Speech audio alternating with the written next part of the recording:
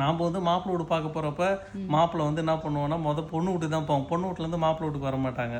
ஏன்னா போய் மாப்பிள்ளை வீட்டிலேருந்து தான் போய் பார்ப்பாங்க பொண்ணு வீட்டில். நான் அப்படி தான் போயிருக்கேன். அது ஒரு ஒரு ஊரில் ஒரு ஒரு வழக்கமாக இருக்கலாம் மேபி. பார்க்குறப்ப நம்ம என்ன பண்ணுவோம்னா பொண்ணு வீட்டுக்கு போனது என்ன பண்ணுவாங்கன்னா, பொண்ணு வந்து சேரீலாம் கட்டிட்டு வந்து வீட்டுக்கு போனதும் அவங்க அப்பா அம்மா இல்லை அவங்க சொந்தக்காரங்க வந்து வாங்கன்னு கூப்பிடுவாங்க. நம்ம வீட்டுக்கு போனதும் அப்புறம் உட்கார வச்சு தண்ணிலாம் கொடுப்பாங்க. அப்புறம் அந்த இதில் சொல்லுவாங்க, ஏம்மா வாமா மின்னல் சொல்லி கூட சொல்லுவாங்க. அவங்ககிட்ட ஒரு டீ காஃபியை கொடுத்துட்டு எடுத்தாந்து கொடுப்பாங்க. கொடுத்துட்டு அவங்க வந்து எல்லாருக்கிட்டையும் கொடுக்குறப்ப அந்த வந்து சொந்தக்காரங்க அப்பா அம்மா ப்ளஸ் மாப்பிள்ளை எல்லாருமே வந்து பொண்ணை வந்து பார்ப்பாங்க. பொண்ணு வந்து அதாவது அரேஞ்ச் மேரேஜ் சொல்கிறேன், லவ் மேரேஜுக்காக விட்டுருங்க.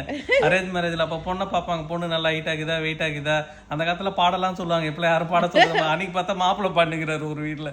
மாப்பிள்ளை பாடினிருந்தாரு. ஆமாம், இப்போதான் பார்த்தேன் ஃபேஸ்புக்கில் மாப்பிள்ளை பாட சொல்கிறாங்க. இப்போலாம் மாப்பிள்ளை வந்து பாட்டு பாட வச்சுருந்தாங்க. இப்போ என்னாச்சுன்னா அப்புறம் பொண்ணு வந்ததும் பொண்ணை வந்து பார்ப்பாங்க. சாரி கட்டுன்னு வர சொல்லுவாங்க. அப்போ பொண்ணு எப்படி இருக்குது, முக லட்சணமாக இருக்குதா, பொண்ணு நல்லா ஹைட்டாக இருக்காங்களா, மாப்பிள்ளைக்கு சூட் ஆவாங்களா, கலராக இருக்குதா, எல்லாத்தையும் பார்ப்பாங்க. அந்த டீ குடிக்கிற கேப்ல எல்லாத்தையும் அனலைஸ் பண்ணுவாங்க. ஏஐ கூட தோத்துடும் பழங்கிட்ட. ஓகேவா, எல்லாத்தையும் அனலைஸ் பண்ணிட்டு அப்புறமேட்டு என்ன சொல்லுவாங்க, பொண்ணுக்கு பிடிச்சிருந்ததுன்னா என்ன சொல்லுவாங்கன்னா மாப்பிள்ளை வீட்டுலேருந்து சரிங்க அப்புறம் நீங்கள் வாங்க ஒரு நாள் அப்படின்னு சொல்லிட்டு போவாங்க. இப்போ பிடிக்கலாம் சுச்சுவேஷன் எப்படி தெரியுமா, ஜாதகம் போய் பார்க்கணும். பார்த்துட்டு வந்தோம், இன்னொரு 2 பேர் ஜாதகம் பார்க்கணும். அவங்ககிட்ட போய் பார்த்துட்டு சொல்கிறாங்க. பொண்ணு வீட்டில் கேட்பாங்க எப்போங்க திரும்ப வரலாம் அப்படின்னு. ஏன்னா பொண்ணு வீட்டில் இன்ட்ரெஸ்ட்டாக இருப்பாங்க. மாப்பிள்ளையை பிடிச்சிருக்கலாம் இல்லை மாப்பிள்ளை கூட பிடிச்சிருக்கலாம். அப்போ அவங்க என்ன சொல்லுவாங்க, எப்போ கொஞ்சம் பார்த்து சொல்லுங்க அப்படின்வாங்க.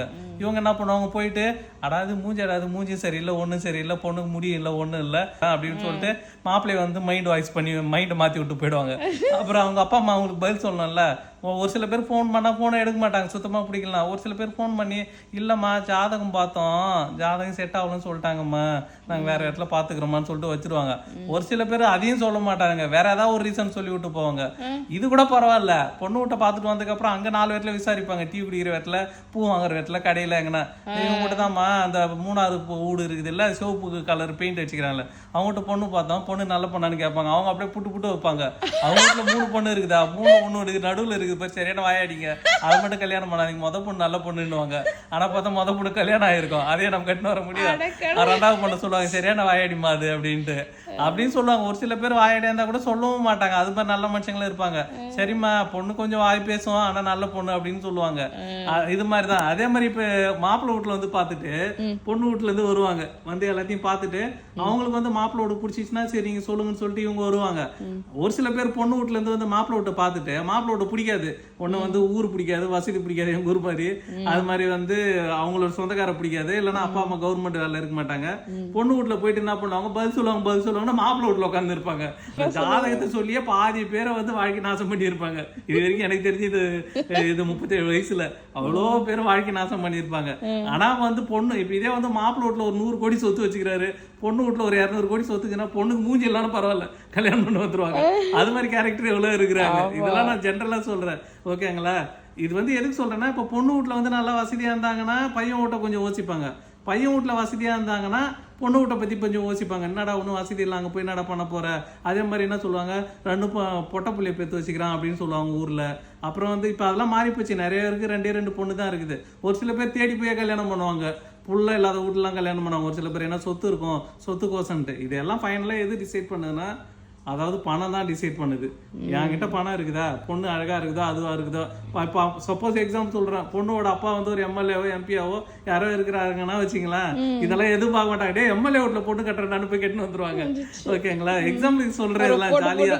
ஆமா, போட்டு அப்புறமேட்டு மாப்பிள்ளை போனதுக்கு அப்புறம் மாப்பிள்ளை போட்டு கும்பிடு, எம்எல்ஏ கும்பிடுவாரு, எம்பி போட்டு கும்பிடுவாங்க. அப்புறமேட்டு மாப்பிள்ளை பேசவே மாட்டாரு, அன்னைக்கு பேசினவராக கட்சியா. இது மாதிரிலாம் நிறைய பேருக்கு நடக்கும். ஓகேங்களா, இதை நான் எதுவும் சொல்றேன்னா, இந்த பொண்ணோட மாப்பிளோடு பாக்குறதுல நிறைய பேரோட லைஃப் தலையெழுத்தே மாறி இருக்கும். நிறைய பேர் இது மாதிரி போய் ஃபேஸ் பண்ணிருப்பீங்க. எனக்கெல்லாம் சொன்னதெல்லாம் சொன்ன சிரிச்சுக்கிட்டே கிடக்கலாம்.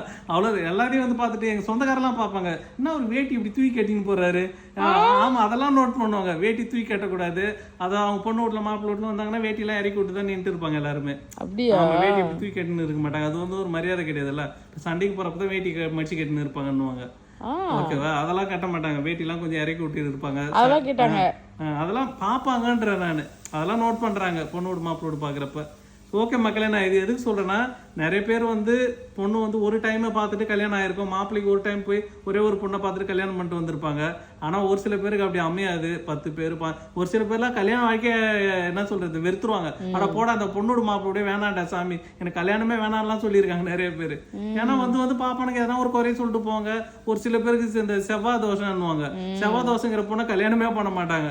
அதுக்கு வந்து வாழை மரத்தை வெட்டணும், அதை வெட்டணும், இதை வெட்டணும், அந்த கோயிலுக்கு போய் இந்த கோயிலுக்கு போயின்னு அது வேற 1008 வழி சொல்லி விடுவாங்க. அதுக்கெல்லாம் ஓடி கிடப்பாங்க. அப்புறம் லாஸ்ட் அவங்க கல்யாணம் நடக்கிறப்ப ஏன்டா கல்யாணம் நடக்கிறன்ற அளவுக்கு ஆயிடும். அந்த அளவுக்கு அவங்க வந்து கொடுமைப்படுத்திடுவோம் இந்த ஜாதகம் இதங்க எல்லாம் சேர்ந்து. ஓகே மக்களே, இதே மாதிரி உங்களுடைய லைஃப்லயும் ஏதாவது பொண்ணோடு மாப்பிளோடு பாக்குறப்ப சுவாரஸ்யமா நடந்திருக்கும், இல்ல ஒரு எவ்வளோ இன்சிடென்ட்டை நீங்களும் பார்த்துருப்பீங்க. பார்த்துருந்தீங்கன்னா வந்து அதையுமே கமெண்ட்ல சொல்லுங்க. எஸ்பெஷலி ஒரே டைம்ல பொண்ணு பார்த்து மாப்பிள்ளை பார்த்து கல்யாணம் பண்ணவங்களாம் லக்கி தான்.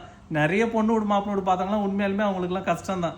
ஓகேங்களா, நீங்களும் அது மாதிரி ஃபேஸ் பண்ணியிருந்தீங்கன்னா அதையுமே கமெண்ட்ல சொல்லுங்க. இல்ல புரோக்கர் நிறைய விளையாட்டு போயிருப்பாரு. ஓகேங்களா, அவரையும் வந்து கொஞ்சம் சொல்லுங்க கமெண்ட்ல. ஓகே மக்கள்.